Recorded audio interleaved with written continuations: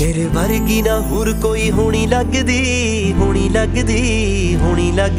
আসন্ন সর্দারজি 3 সিনেমা নিয়ে আবারও বিতর্কে জড়িয়েছেন বলিউড অভিনেতা ও সঙ্গীত শিল্পী দিলজিৎ দোসাঞ্জ।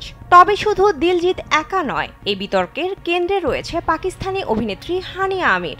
সম্প্রতি দিলজিৎকে ভারতে নিষিদ্ধ করার আবেদন জানিয়ে প্রধানমন্ত্রী নরেন্দ্র মোদীর কাছে চিঠি পাঠানোর কারণে ফের আলোচনায় এসেছেন এই অভিনেতা।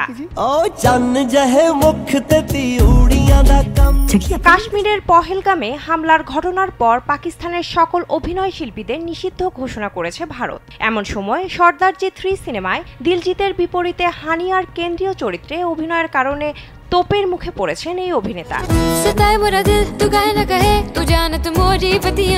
এখন যে কোনো ব্র্যান্ডের পুরাতন এসি বদলে নতুন ওয়ালটন এসিতে উপভোগ করুন 25% ছাড়। ভারতীয় গণমাধ্যম সূত্রে জানা যায়, পহেলগাম হামলার ঘটনার আগেই সিনেমার শুটিং শেষ হওয়ার কারণে নায়িকা পরিবর্তন করা সম্ভব হয়নি। হানিয়াকে নিয়েই সিনেমার কাজ শেষ হওয়ার কারণে ভারতে মুক্তি না পেয়ে শুধু আন্তর্জাতিক অঙ্গনেই মুক্তি পাচ্ছে সর্দারজি 3।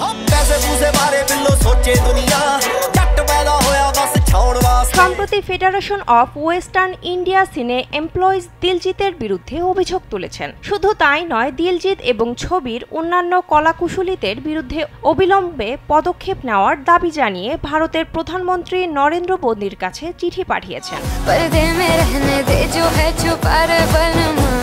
এবং FWICE আবেদনপত্রে উল্লেখ করেছেন, দিলজিৎ দোসাঞ্জ, গুণবীর সিং সিধু, অমল হ্যান্ডালের মতো ব্যক্তিরা ভারতের নাগরিক হওয়ার সুবিধা নিচ্ছেন। তারাই আবার পাকিস্তানি নায়িকা হানিয়া আমিরকে ছবিতে নিয়ে ক্ষমার অযোগ্য একটি কাজ করেছেন। সৃজনশীলতার নামে এই কাজ মেনে নেওয়া যাবে না, এটা ইচ্ছাকৃত অপমান।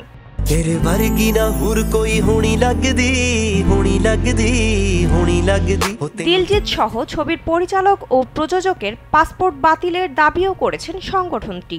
ভারতীয় নাগরিক হিসেবে যাতে তারা কোনো সুবিধা না পান, সেই আবেদনও প্রধানমন্ত্রীর কাছে রেখেছে FWICE।